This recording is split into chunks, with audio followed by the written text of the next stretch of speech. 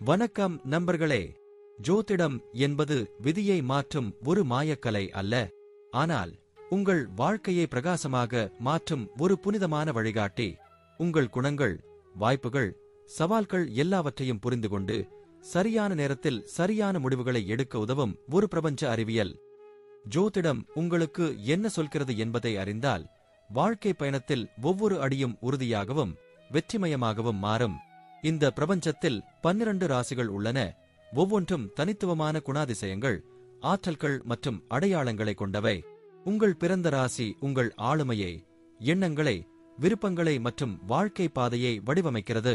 ஒவ்வொரு ராசியும் உங்களுக்குள் ஒரு முழு பிரபஞ்சத்தை மறைத்து வைத்திருக்கிறது. அந்த ரகசியத்தை அறிந்து கொள்வதே உங்கள் உண்மையான சக்தியை வெளிக்கொண்டு வரும் திறவுகோல். இப்போது 12 ராசிக்காரர்களுக்கு என்னென்ன தனித்துவங்கள் இருக்கிறது என்பதை பற்றி இந்த பதிவில் பார்ப்போம். இந்த பதிவை பார்ப்பதற்கு முன்பு இந்த சேனலை சப்ஸ்கிரைப் பண்ணாதவங்க சப்ஸ்கிரைப் பண்ணிக்கோங்க, பெல் பட்டனை கிளிக் பண்ணி வச்சுக்கோங்க.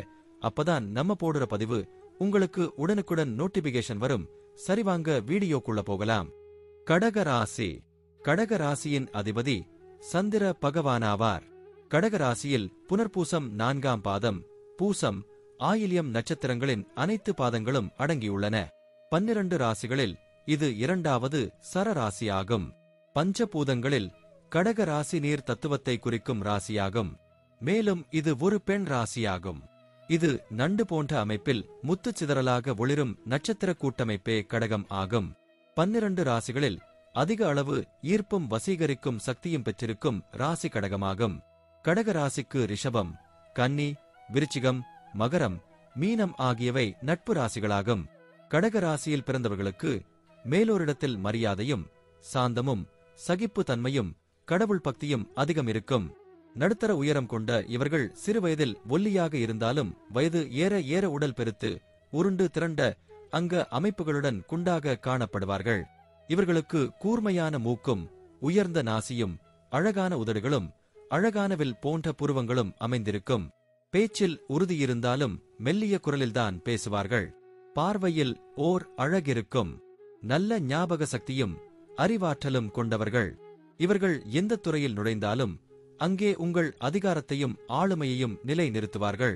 இவர்களுடைய அன்பான பேச்சாலும் நிர்வாகத் திறனாலும் அனைவரையும் தன் கட்டுப்பாட்டுக்குள் கொண்டு வந்து விடுவார்கள். இவர்களுக்கு மேலான அதிகாரத்தில் இருப்பவர்களையும் வலுவிழக்கச் செய்வார்கள். இவர்களின் ராசிநாதன் சந்திரன் மனோகாரகர் ஆவார். ஒருவரின் மனதை சந்திரன்தான் ஆட்டி வைக்கிறது என்று ஜோதிட சாஸ்திரங்கள் கூறுகிறது. இவர்கள் வெகு விரைவில் மற்றவர்களின் மனதில் இடம் பிடித்து விடுவார்கள். கடக ராசியில் பிறந்தவர்கள் உயர்ந்த லட்சியங்களை கொண்டவர்கள். சுறுசுறுப்பாக செயல்பட்டு எதையும் திறமையுடன் செய்து முடிக்கும் ஆற்றல் கொண்டவர்கள். எல்லோரிடத்திலும் சகஜமாக பழகி எதையும் எளிதில் கிரகித்துக் கொள்ளக்கூடிய ஆற்றல் கொண்டவர்கள்.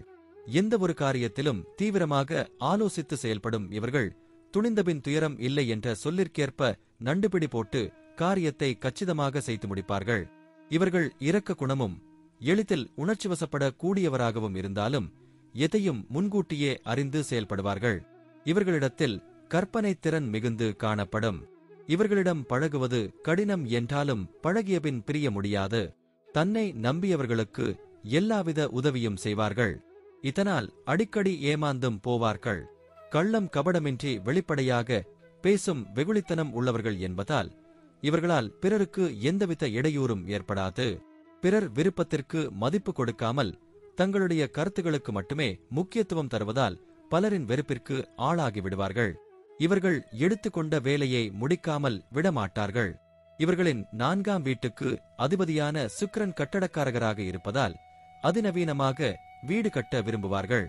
6ஆம் இடம் நோய், கடன், எதிரி ஸ்தானத்துக்கு உரியவர் கூறு என்பதால் பொது காரியங்களுக்கும் ஏழை எளியவர்களுக்கும் உதவுவது இவர்களுக்கு நன்மை தரும். கடக ராசியில் பிறந்தவர்கள் சுகபோகமாக வாழ்வதையே விரும்புவார்கள். எல்லா விதத்திலும் பணத்தை சம்பாதிக்கக்கூடிய திறமை பெற்றிருப்பார்கள். கையில் பணம் இல்லாமல் இவர்களால் இருக்க முடியாது. இவர் கடனாக கொடுக்கும் பணம் எதுவும் திரும்ப வராது என்பதால் கொடுக்கல் வாங்கல் விஷயங்களில் கவனமாக இருப்பது நல்லது.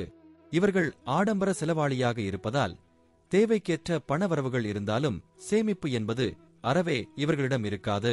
இவர்களின் அசையா சொத்துக்களை பொறுத்தவரையில் அது மனைவி மற்றும் பிள்ளைகள் பெயரில் இருப்பதுதான் நல்லது. இவர்களுடைய வாழ்க்கை துணை பற்றி குறிப்பிடும் 7ஆம் இடத்துக்கு அதிபதியாக சனி வருவதால் திருமண வாழ்க்கை சுவாரஸ்யமான திருப்பங்களுடன் இருக்கும். இவர்களின் 8ஆம் இடமான ஆயுள் ஸ்தானத்துக்கும் சனியே அதிபதி ஆதலால் தீர்க்காயுள் உண்டு. சிறு வயதிலிருந்தே சுயமாக வீடு, மனை, வாசல், வண்டி, வாகனங்கள் யாவும் சிறப்பாக அமைந்து சுகபோக வாழ்க்கை வாழ்வார்கள். கடக ராசிகார்களுக்கு கடன் வாங்குவதென்பது பிடிக்காத ஓர் விஷயமாகும். பெற்றோர் கடன் வாங்கியிருந்தாலும் தன்னுடைய சொத்துக்களை விற்றாவது அனைத்தையும் தன் வாழ்நாட்களிலேயே அடைத்து விடுவார்கள். 10ஆம் இடத்துக்கு உரிய ஜீவனஸ்தானத்துக்கு அதிபதியாக மேஷ செவ்வாய் வருகிறது.